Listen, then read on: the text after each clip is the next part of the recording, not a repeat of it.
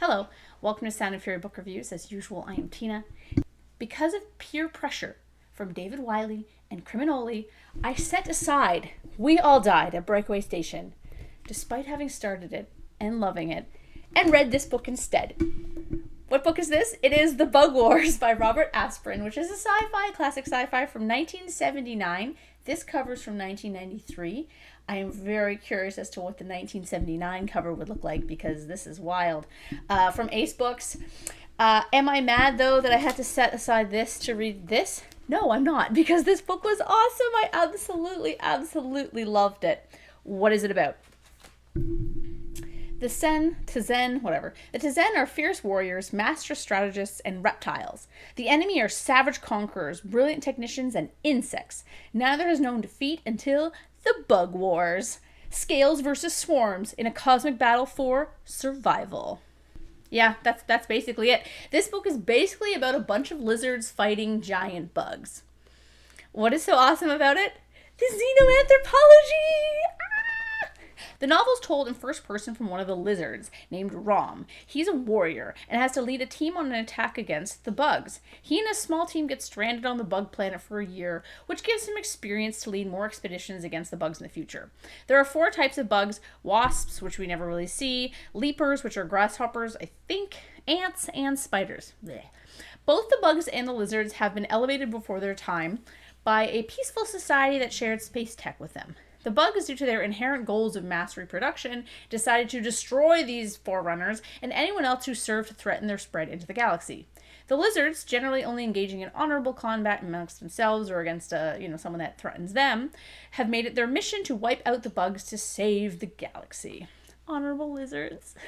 Ron is an interesting character because he's wooden, stoic, and all business, but it's clear those are personality traits grafted onto him from birth. He doesn't resist this or lose the stick up his ass, but he does grow. He becomes more tolerant of the other castes, at least the castes that we know of, the scientists and the technicians, and moves from an involved leader of a small group to a strategic general of thousands of people. Aside from one passing mention of breeding, we don't see anything in the lizard society outside of these castes, let alone how the kids are raised. It seems communally or like by assignment, as Rom runs into a kid of his that he never knew existed but feels nothing paternal towards. And we do learn that they are true lizards and lay eggs, but not what their cities look like, what type of entertainment they have, if anything, and if there is a working class or royalty or how it functions economically. While we could have learned a whole lot more about the lizards in this regard, they do feel alien. They don't have concepts of love or even friendship, so we don't really understand what drives them, which adds to the alien nature of them. What are they living for? It's possible just Rom refuses to ponder on this as a good soldier, but, we don't get any other perspectives, so it's hard to know for sure if this is a societal trait or if this is just something that's expected of him and he's been raised to think this way. We don't really know. It's kind of frustrating that we don't, but it also kind of keeps them mysterious, and I guess I'm kind of like torn between really liking this and really wanting more. The battle scenes in the book are fun and interesting. There's a lot of kind of just standing around and explaining how fortifications are set up, which didn't really bother me because I found it interesting. I don't know, I just found everything about this book absolutely fascinating. Even though I think some people would find it kind of dry, I really liked it. The other characters in the book are pretty much a revolving door, except for Zur, Rom's scientist turned warrior and also second in command, but they are distinctive from one another. I loved the gender parody in the novel as well. Sexism doesn't exist in the Zen society at all, even a hint of it, which was awesome to see in a book from 1979. I was expecting maybe like one female warrior and the rest of them to be like at home being breeders, but nope, we don't get that. Honestly, sometimes I think the 60s and 70s were sometimes better for women in classic sci-fi than the 80s and 90s. I have theories on why, but today we are talking about bugs and lizards, not gender politics, so I will not get into that. Overall, in terms of The Bug Wars as a novel, the plot was a little thin, the writing was nothing to write home about, and there was no romance or even comedy, but I still loved reading this thing. I devoured it. It was fascinating and fun, and I highly recommend it, not just for the amazing cover, just because it's a really fun book. So now I'm going to jump into my classic sci-fi bingo. As you know, if you've watched my other classic sci-fi reviews, this is what I use as a jumping off point to talk about some of the other stuff in the book, and it does contain spoilers. So if you intend on reading The Bug Wars, do not listen to this part. And thank you for watching the review. If you're interested, then carry on. So, outdated science. Yes, there are references to discs and tapes in this, presumably CDs and cassettes, I'm guessing. Yeah, so definitely outdated science there. Spaceships blowing up. They do blow up a bug spaceship at the end. We don't really see it, but it does blow up. So it's a big part of the plot, so I'd say yes, it does blow up. Predicting social changes. This is not applicable. Sexy female scientist. I mean, if you find lizards sexy, then maybe, but no, not the trope kind of sexy female scientist. None of the lizards are sexualized in this, so there you go. If you were hoping for that, I'm sorry, this is not that kind of book. Cool alien. Cool aliens. Can I give this book 2 check marks because this book is awesome? Alien human romance? No, there are no humans in this book whatsoever for anyone to romance with. Generation ship? Nope. Space soldiers? Yep. Rom is a space soldier. AI or robots? Nope. New worlds? Yes, definitely. We see the world of the bug people, mainly a couple of their worlds. They don't really have names. They just kind of go to these worlds. But yeah, it's the world building in that regard is kind of lax. And then the lizards come from this planet called the Black Swamps. I'm not sure if the Black Swamps is a part of the planet or if it's just like the planet in general. The bugs destroy it at one point, but we don't see this. We don't learn anything about what it looked like there. So I'd say New Worlds, yes, it does exist, but it's very, very minimal. Cyberpunk, definitely not. Blatant sexism? No. As I said before, the lizards aren't sexist. Core, one of the female lizards, is the finest fighter Rom has ever met, for example. And there are a lot of female scientists, a lot of women in STEM, women lizards in STEM. So, yeah, this book's really good for not having blatant sexism.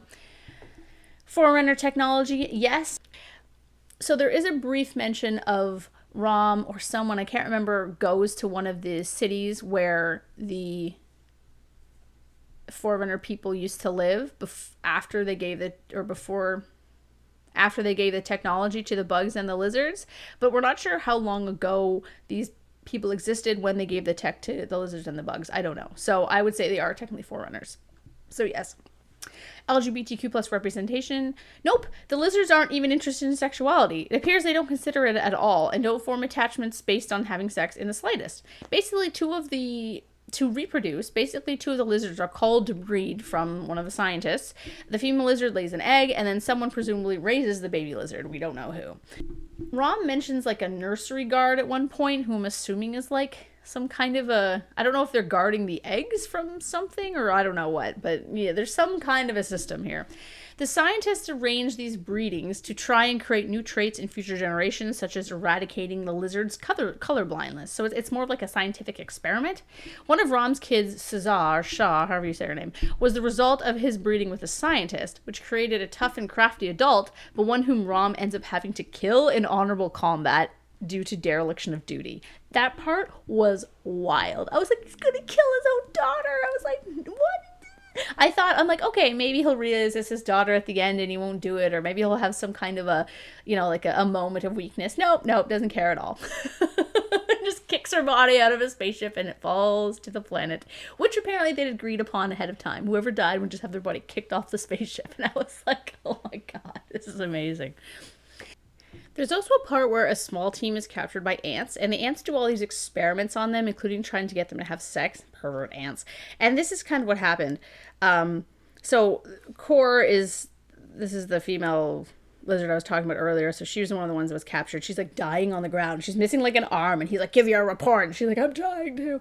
So she's like, the examining ants returned once we were conscious, crowded first Sue, then me towards Var. Sue deduced they wanted us to breed. Var and I complied. Sue would not. Warm bloods brought and given to Var and me. Sue prevented from eating. Pattern continued. Laid eggs, but would not let ants near them. They did not insist. Suggested Sue also comply. Refused. Would not help enemy learn about Sen. So she's like, the whole book is not written like this. She's literally, as I said, she's like dying. So that was interesting that they were just like, yeah, all right, fine, we'll do it. Later on, too, the eggs get smashed, and they don't really seem to care. Like, neither Core nor the other escaping... Did any of the other ones escape? I can't remember. Neither of them, like, she doesn't seem to care that the eggs were smashed at all. So I'm like, all right. So I guess they don't have any kind of paternal instincts. I'm not sure how this lack of familiar bonds, or at least paternal maternal instinct, allow them to evolve into intelligent beings. Like, how do they grow as a community without this? I'm not saying that they can't or that there's aliens out there that wouldn't, but it's inherent, it's interesting. And I wish he'd addressed this even a little bit. Like, I was really fascinated by this part. I'm like, how do their societies function? I don't care as much about the military. I mean, I did, but anyway. It was fascinating. Portals or black holes? Nope. The microfiche? No, the lizards do not have the microfiche. That would have made my entire year if they'd been like, and here's the microfiche. Maybe that's what the tapes are. Oh, maybe there was a microfiche. Anyway, I'm just gonna leave that it was. Male MC is kind of a dick. No, because he's not. He's just kind of, I don't know. He's fine. Racial equality doesn't count here. Plasma or other future weapons. Yep, they have these typical plasma guns and stuff, but also a booster which allows them to communicate telepathically. Post-apocalyptic, nope. Bounty hunters or assassins, nope. Galactic war, definitely. Text and literature today, not really. Does it pass the Bechdel test? Yes, as women lizards with names do talk to one another. So this book about lizards and bugs passes the Bechdel test. Go, Robert Aspirin. Now, in terms of my quick pick bonus, reptile aliens, 100% yes. Female main character, nope. And convergent evolution, no, because bugs and lizards are nothing alike. So that was the Bug Wars. I hope that if you did listen to this and were intending to read it, that this didn't spoil too much for you. Honestly, it's still, even if I'd known the entire plot, I would still have like absolutely adored this book. Unfortunately, as usual, this book does not get a bingo, which is okay. It is still probably one of my favorite books this year, and it's going into my stack of like favorite classic sci-fi that I have down here, which is where I put all of my favorite ones. Let me know in the comments whether you've read the Bug Wars and what you thought of it. So thanks.